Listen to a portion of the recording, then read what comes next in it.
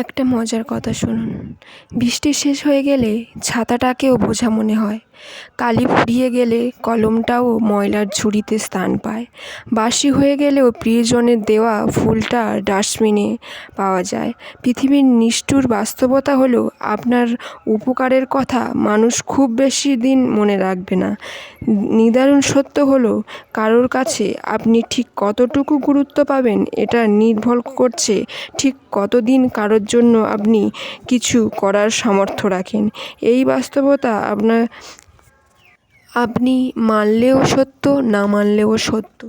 যে খবরের কাগজের দাম আজ সকালে 10 টাকা, পরের দিন সকালে একই খবরের কাগজের 1 কেজির দাম 10 টাকা।